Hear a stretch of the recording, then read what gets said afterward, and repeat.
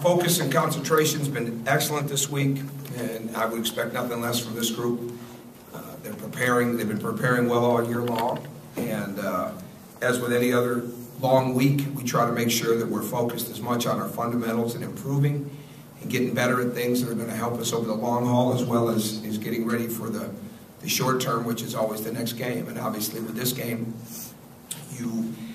there's a lot of things you have to be really good at. The bottom line is the fundamentals. You've got to be able to take care of the ball. You've got to be a very good blockout team. We've got to make the next pass. We've got to be prepared for a lot of different ways that the game could go, whether it's a grinded out game, no matter what it is. We have to make sure that we're locked in. We are not in a place like most teams that would play a team like Kentucky, where you can even come close to mirroring the length and athleticism that you're going to see in the game on Saturday. So the most important thing is that we just make sure that focus and concentration on what we need to do and how we need to prepare to play that team is imperative. And our guys have done a very good job of that with another day and a walkthrough of preparation left. Do you think this group is mature enough to not come out too hyped and too excited? Oh, I don't think there's any way to forecast that, because there is a lot of hype. There's going to be a lot of energy in the building. And this is a very caring group. I mean, they care about how they play. They care about each other. They want to do well. There's still a lot of relatively very young guys that will be in an environment like that. I mean, Victor Oladipo had 5 turnovers last year. Will Sheehy played 5 minutes. And those are 2 key contributors to us. Cody, Austin, Remy have not been in the environment. It won't be the last time they're in an environment like this, but it'll be the first thing. The closest they had was maybe the Butler environment with the intensity and energy of the crowd, and I think this one will probably go above and beyond that. But no, as long as we're focused on what we're trying to do, it's not like we can have some magic words to calm them down. I mean, I would want guys excited to play, and we just have to play. The key is that we stay true to the game, which is fundamentals, discipline, execution, energy, all those kind of things, and not get out of character. That's what you worry about the most in any type of situation that's relatively new for a group like it is for this one. But it's going to be different for them too. It's their first road game, a true road game as well. So it's going to be a matter of a team that makes the fewest mistakes. Tom, when you go against a team that blocks shots so well, do you just go at them and attack? How much of an effect? You have to attack very smart, and there are certain things that go into that. But to think that it's going to be conventional basketball and we're just going to go up and shoot it over top of this team, that's not realistic. And I think that's hopefully our guys are astute enough to understand that, and they have to be, because we don't want to be in a situation where we're just allowing them to play volleyball with the basketball, whether it's on the backboards or whether it's with the block shots. And that's, again, where fundamentals, execution, next pass, all those things, kickouts, drop-offs, every one of those things is crucial. This is not a game where you can ever think you're going to take hero shots and that it's going to work out for you. You've got to make the next pass. And if you do that, and our team is fairly cerebral, we have some instinctive guys, and they've been moving the ball really well. So this is also not a game where we can't have a half where we come in and say, okay, we just missed 7 layups. We can't have that. We've had some of that this year, then we've regrouped.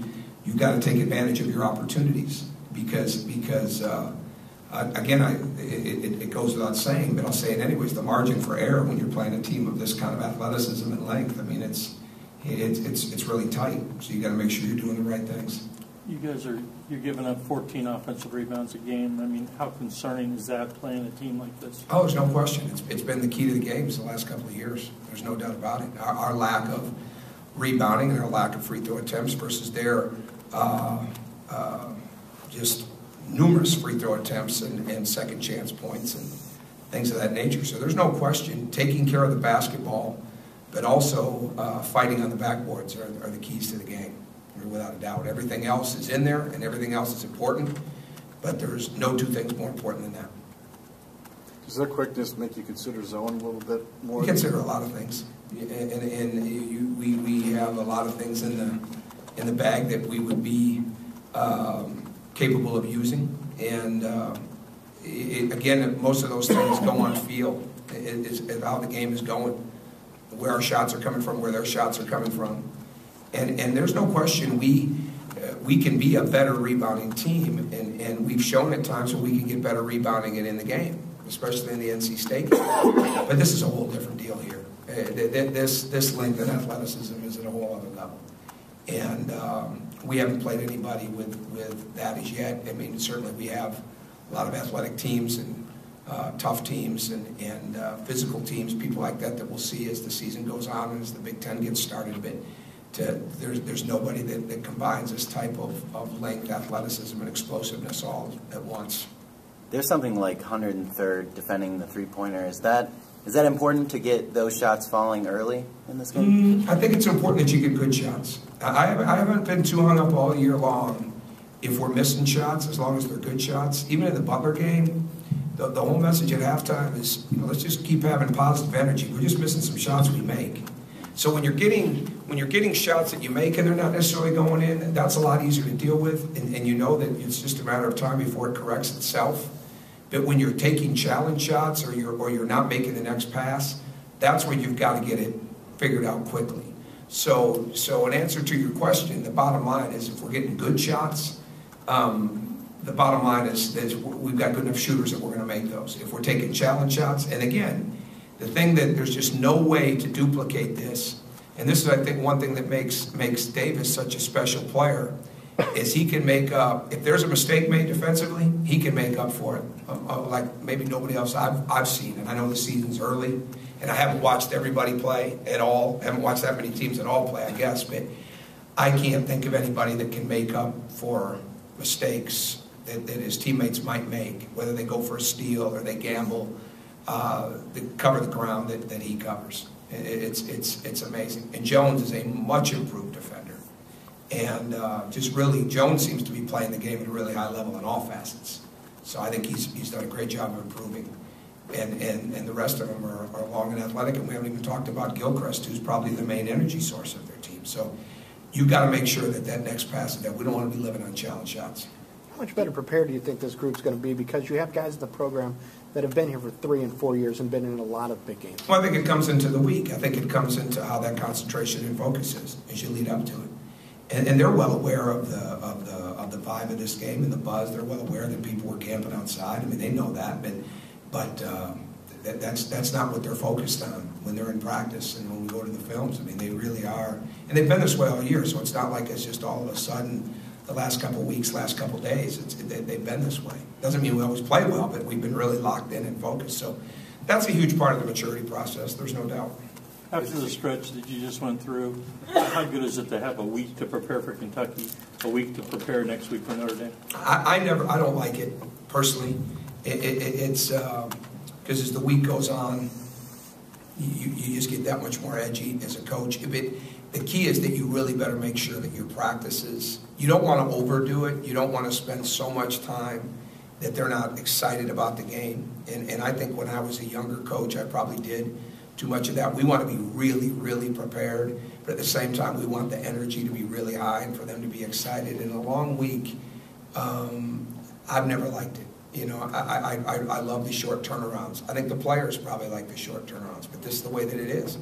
So with that time that we have to prepare, we know that they have the same thing.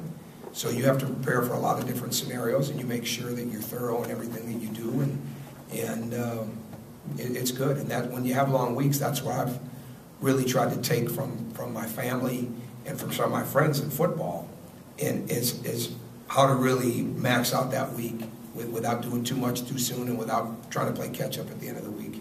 How did you change structure then? Is there anything that you guys... Well, it's over a period of time. It's when you put the late game situational things in. It's maybe being a little more focused. Like a day like today was much more game plan oriented, not as much physical, not as much up and down, but really indicate it's very fundamental driven, but this is how we need to play and to break those drills down. And at the same time, you're doing things that you know you're going to need down the road. Could need as early as next week, could need 2 weeks from now. So you've got to make sure that when you have a long week, you're not just locking into the game that you're playing, you're locking into your team getting better. and hopefully that's helping you get prepared for the game. So it's not a lot of, we might be out there a long time, like today, but we're not necessarily up and down the court. So there's time to get your walkthrough type of things in. There's time to get a lot of shooting in. It just kind of varies, but you don't have to get it all in one day. You don't have to get it all in 2 days. You can refine it as the week goes on. You can add things, and you keep that concentration right. Coach, what do you remember about playing Kentucky when they were #1? I think it was back in '03. I remember we got them down 24 points. So I remember. And our guys were so focused to play. I was in Milwaukee the other night recruiting, and 4 of my former players came over, and a couple of them that were on that team.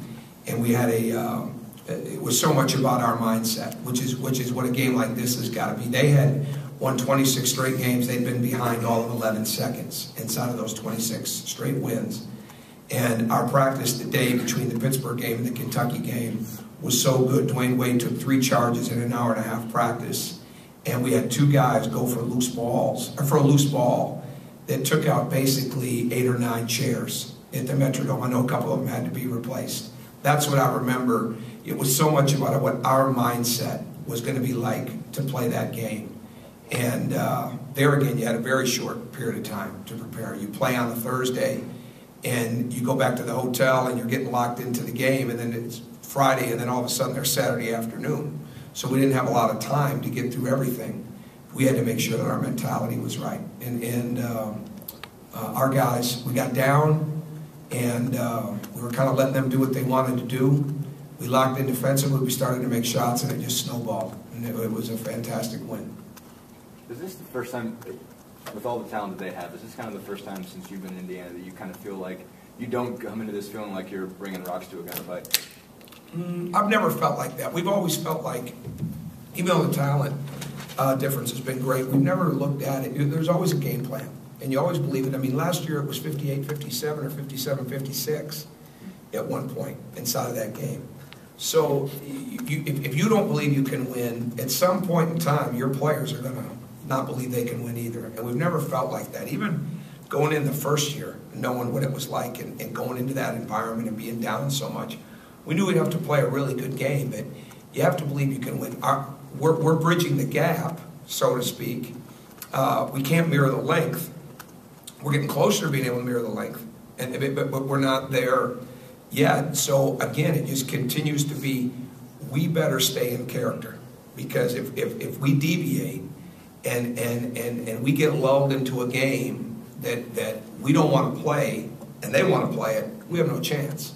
So it's still about how do we do the best job with what we have, and at the same time try to negate some of that talent and athleticism that they have, and that's what the whole trick is. But again, it doesn't matter who your team is, it doesn't matter how talented they are. If you start thinking that you can take chances and not take care of the ball, you start thinking you're going to beat these guys in a jumping contest for balls, you've got no chance.